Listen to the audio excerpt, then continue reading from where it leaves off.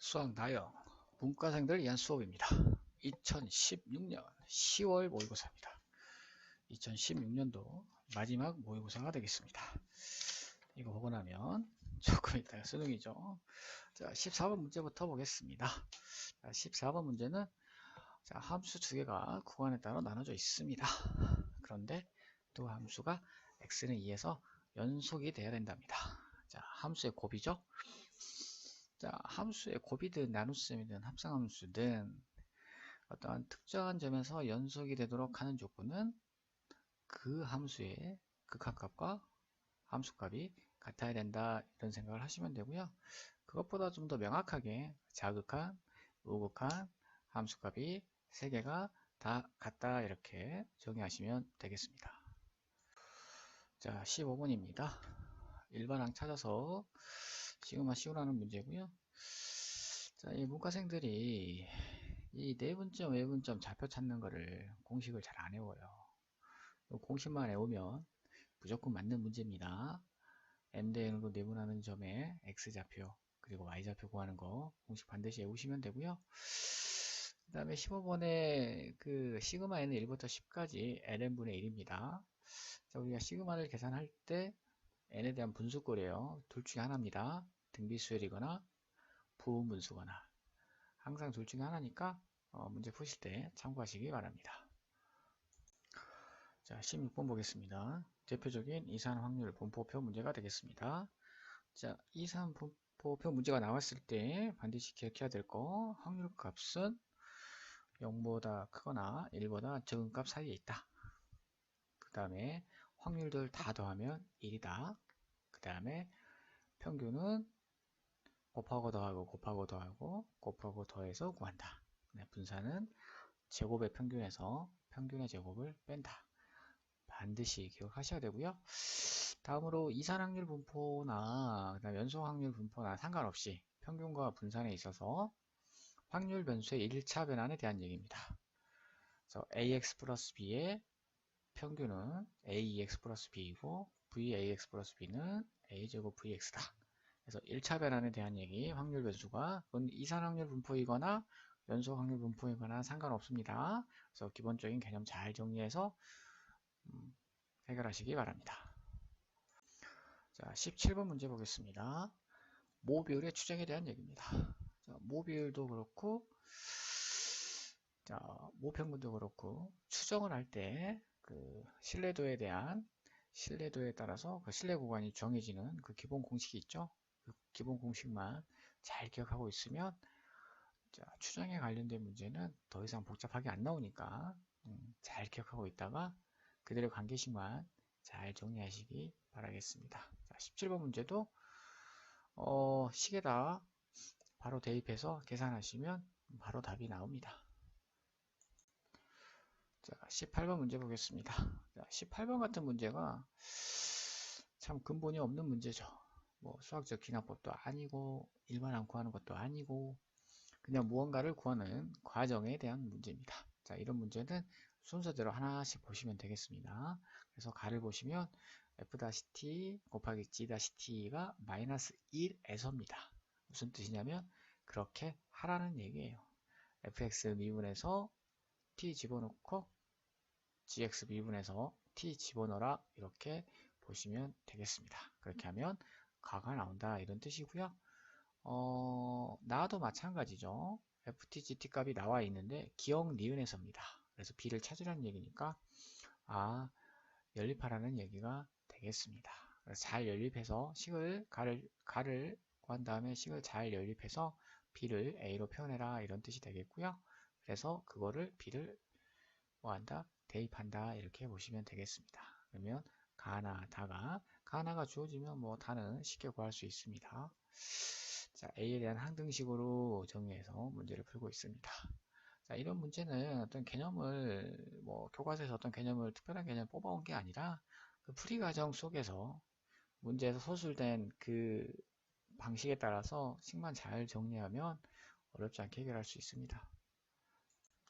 자, 19번 문제 보겠습니다. 무한 등비급수 문제죠.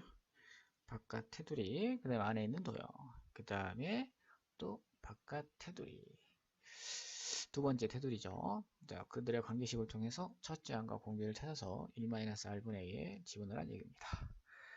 자, 도형이 분석이 중요하므로 도형을 보겠습니다. 자, 첫째 항을 구하는 것은 그리 어렵지 않습니다. 공비를 찾을 건데요. 첫째 항을 찾을 때 그 공비의 길이 값을 찾을 건데 안에 무엇이 있습니까? 정사각형이 있답니다.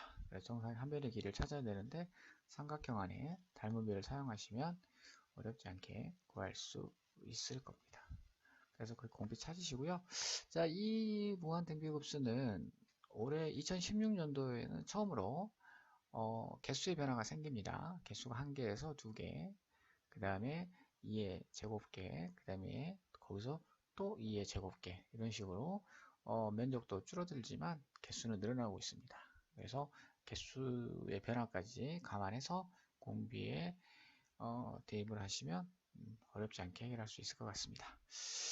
자, 우리가 그 평상시에 무한등비급수 문제를 풀면 어려운 문제들이 많은데 실제로 이 나형에 나오는 문제들을 보면 정말 기본 도형에 관한 것들 중심으로 되어 있어요. 그래서 부담 갖지 마시고 편안하게 기본 도형, 삼각형 나오고 닮은비 나오고 직각삼각형 나오고 각 나오고 뭐 이런 쪽에 관심을 가지시면 되겠습니다.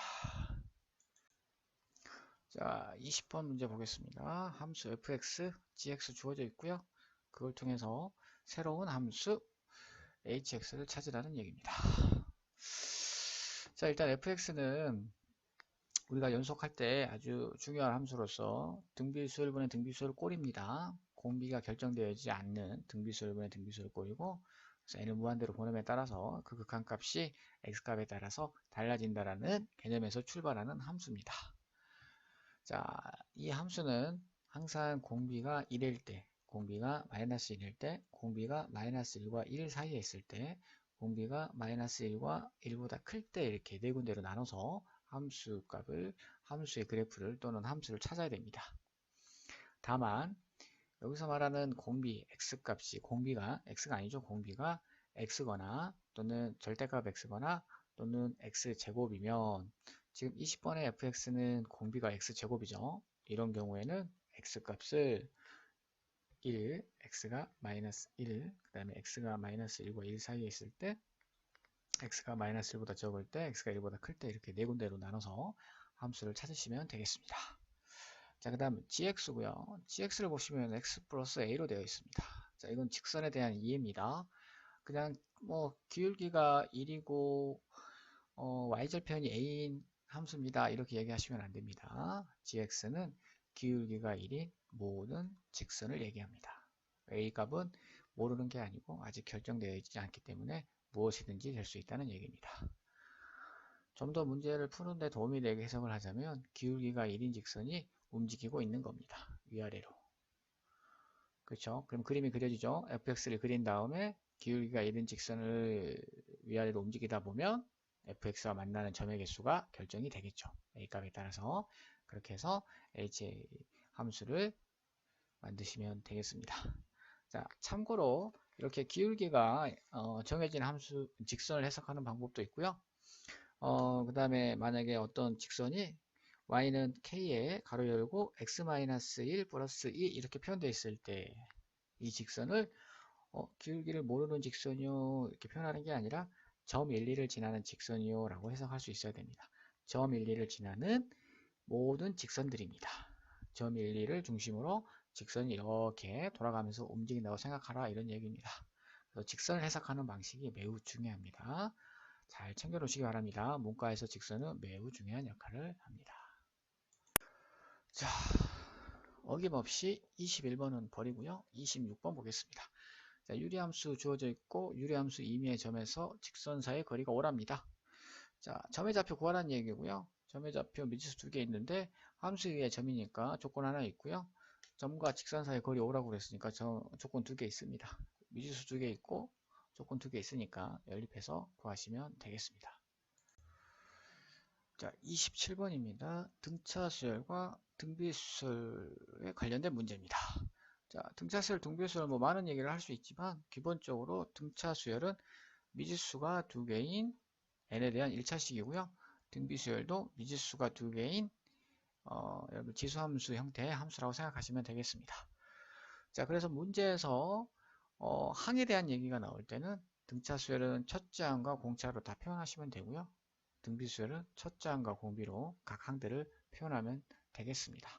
그래서 AN도 구하고 BN도 구해야 되는 상황에서 미지수가 4개 있는 거죠, 총. 그래서 문제에서 보시면 조건 4개 나와 있지 않습니까? 나와 있는 모든 조건을 등차 수열은 첫째 항과 공차로, 등비 수열은 첫째 항과 공비로 잘 정리해서 연립하시면 원하는 값을 무엇이든지 다 구할 수 있습니다.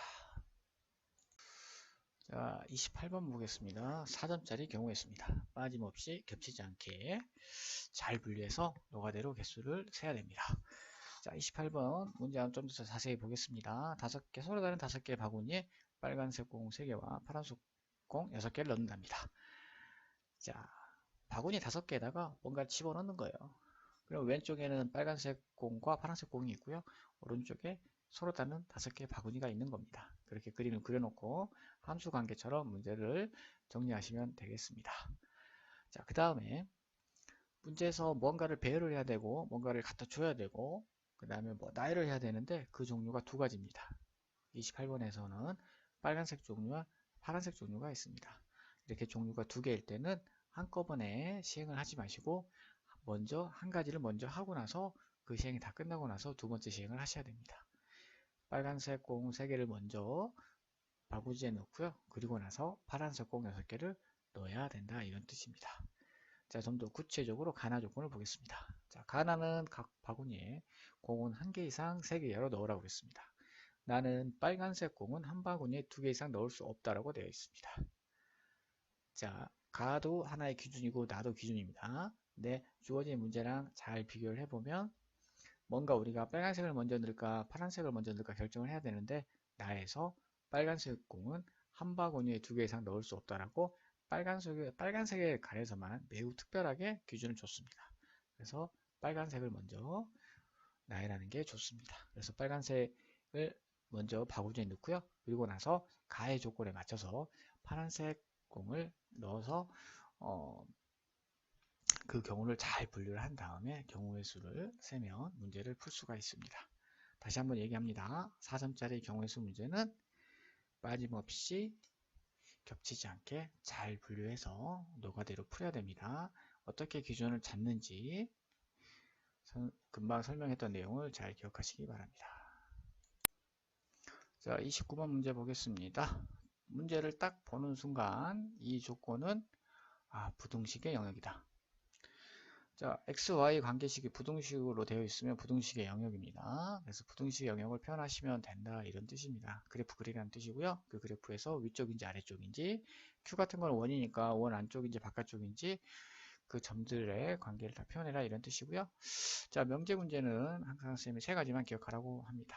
P면 Q가 참여될 조건이고요. 두 번째가 P가 Q에 의한 충분 조건이고요. 네 번째가 대우입니다. 이 3가지를 벗어난 문제가 29번입니다. 앞에 어떤 XY에 대해서입니다. 자, 명제에서 어떤이란 말이 있으면 하나만 대도 돼요. 하나만 대도 참입니다. 그렇잖아. 여기서 하나만 대도의 의미는 하나가 아니에요. 하나가 돼도 되고 2개가 되고 3개도 되고 다 됩니다. 그래서 하나만 돼도 된다 이런 의미로 생각하시면 되겠습니다. 그래서 PQ 관계가 P가 그죠? Q 안에 들어가는 게 하나만 있으면 된다 이런 뜻이에요. 그러니까 P가 저 P 전부가 Q에 다 들어가야 된다는 게 아니라 P 안에 있는 점 중에 Q에 들어가는 게 하나 정도만 있어도 된다 이런 얘기입니다. 무슨 말인지 알겠죠? 그래서 앞에 어떤이란 말이 있으면 내용이 달라진다는 거 반드시 기억하시기 바랍니다.